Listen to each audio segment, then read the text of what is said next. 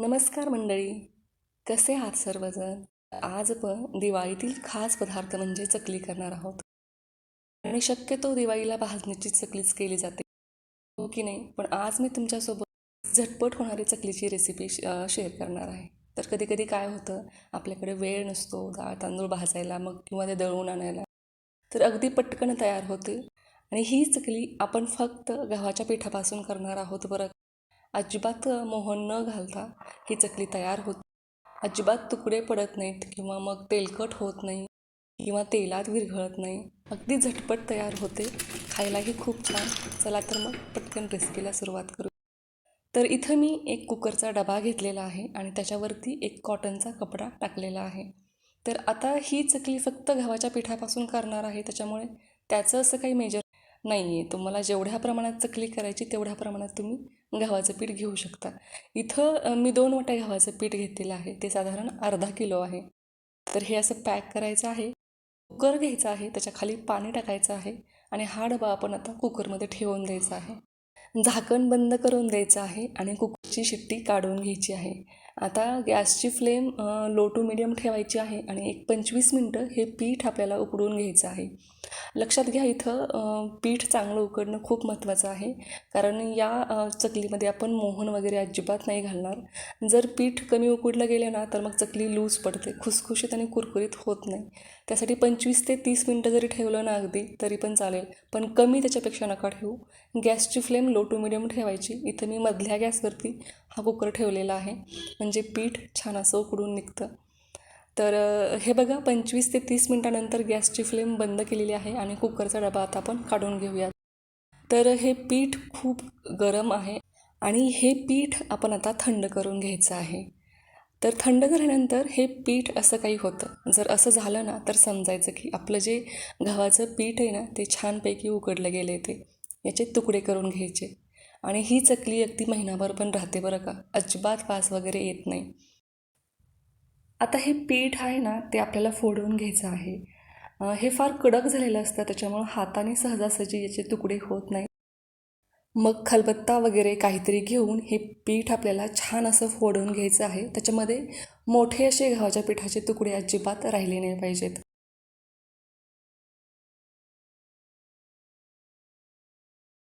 आणि हे पीठ फोडायला अजिबात वेळ लागत नाही बरं का.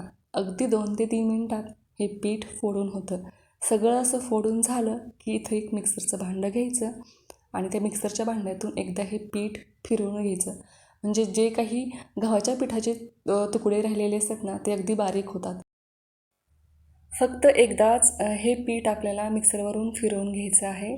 जास्त वेळही बारीक करायची अजिबात गरज पडत नाही. अगदी 2 ते 3 मिनटंच लागतात. तर आता हे पीठ आपण चाळून घेणार आहोत. जरी काही गव्हाचे छोटे छोटे तुकडे राहिले असतील ना तरी पण ते वरती येतील. परत एकदा मिक्सरच्या भांड्यात टाका आणि परत एकदा ते फिरवून घ्या. तर आता आपलं हे चकलीचं जे पीठ आहे ना ते तयार झालेलं आहे. आपण आता याच्यामध्ये मसाले ॲड करणार आहोत.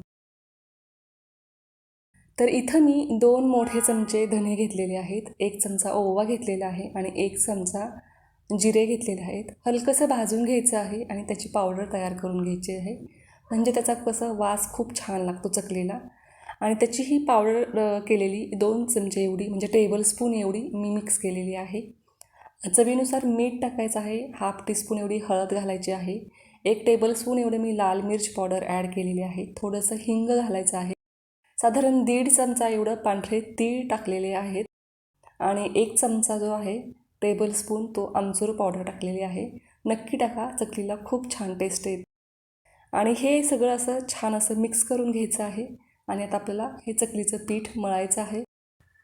आता चकलीचं पीठ मळण्यासाठी इथं मी थोडंसं कोमट पाणी करून घेतलेलं आहे आणि त्या कोमट पाण्यात आपल्याला चकलीचं पीठ मळायचं आहे.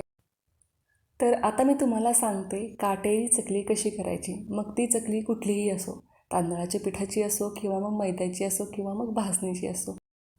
पीठ मळताना अगदी घट्ट असं पीठ मळायचं.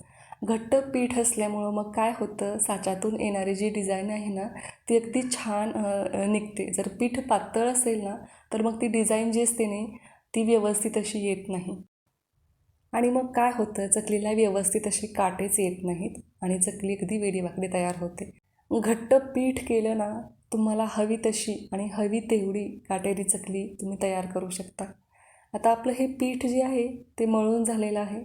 तुम्ही 10 ते 15 मिनटं साईडला ठेवलं तरी चालेल आणि अगदी वेळ नसेल ना तर लगेच केली ना तरीही चालेल. तर एक 10 मिनटासाठी हे पीठ मी साईडला ठेवून दिलेलं आहे. आता हे पीठ चकली करण्यासाठी तयार झालेलं आहे. तर इथं मी चकली करण्याची मशीन घेतलेली आहे. चकलीची जी प्लेट असते ती टाकलेली आहे. आतून थोडंसं तेल लावायचं आहे आणि एक गोळा करून त्या मशीनमध्ये टाकायचा आहे आणि आता आपण याची चकली करणार आहोत. तर चकली करतानाच तुमच्या लक्षात येईल, तुम्ही पाहू शकता अगदी सहजासहजी ही चकली तयार होते आणि अजिबात या चकलीचे तुकडे पडत नाहीत. खूप छान असे काटे तयार होतात आणि अगदी तुम्हाला जेवढी मोठी चकली पाहिजे ना, तेवढी मोठी चकली तुम्ही बनवू शकता.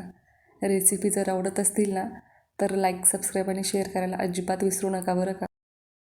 तर इथं बघा अशा प्रकारे मी ही सगळी चकली जी आहे ना, ती तयार करून घेतलेली आहे. आता आपल्याला ही चकली तळायची आहे. खूप पटकन तयार होते. अगदी 10 मिनटाच्या आत मी ही अर्धा किलोची चकली तयार केलेली आहे. आता इथं कढईत मी तेल गरम करण्यासाठी ठेवलेलं आहे आणि तेल आपल्याला छान असं गरम करून घ्यायचं आहे. आता छान असं म्हणजे कसं, जर तुमच्या लक्षात येत नसेल ना, तर एक पिठाचा तुकडा घ्यायचा आणि तो तेलामध्ये टाकायचा. जर पटकन वरती आला तर समजायचं आपलं तेल छान असं गरम झालेलं आहे. इथं माझी कढई छोटी असल्यामुळं मी 4च चकल्या सोडलेल्या आहेत. जर तुमची मोठी कढई असेल तर तुम्ही एकदम चकल्या देखील तळू शकता.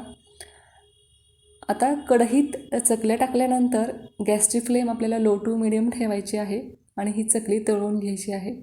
तर इथं बघा आता चकली टाकून मी 1 ते 2 मिनटं झालेली आहेत आणि चकलीला अजिबातसुद्धा हात लावलेला नाही. जोपर्यंत ती चांगली अशी कडक होत नाही तोपर्यंत चकलीला आपल्याला हात लावायचा नाही. नाहीतर मग लगेच जर उलटायची घाई केली तर काय होतं, मग चकलीचे तुकडे पडतात.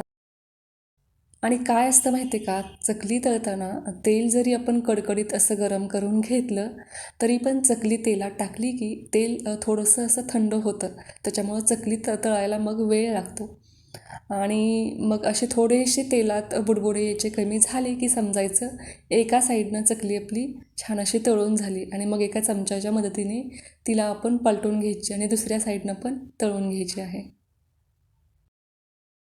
आणि ही चकली आपल्याला लो टू मीडियम फ्लेमवरतीच तळून घ्यायची आहे बरं का. छान असा एक ब्राऊन कलर येईपर्यंत चकलीला तळायची आहे. आणि या चकलीमध्ये तेलाचा अंश अजिबात नाही आहे, म्हणजे मोहन वगैरे अजिबात घातलेलं नाही. त्याच्यामुळं चकली अजिबात पीत नाही. अगदी कमी तेलकट ही चकली तयार होते. तर ही चकली आता तळून झालेली आहे आणि तुम्ही पाहू शकता अजिबात तेलात विरघळलेली नाही किंवा मग हिचे तुकडे पडलेले नाहीत. अगदी जशी आहे तशी ही चकली निघालेली आहे.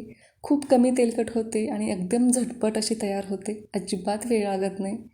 तर नक्की ट्राय करा तुम्ही. बिघडण्याचे तर अजिबातच चान्सेस नाहीत याच्यामध्ये. जास्त मेहनत न घेता झटपट होणारी ही गव्हाच्या पिठाची चकली तयार झालेली आहे आणि अर्धा किलोची ही एवढी अशी चकली तयार झालेली आहे. रेसिपी जर आवडली असेल ना, तर कमेंट करून नक्की सांगा बरं का.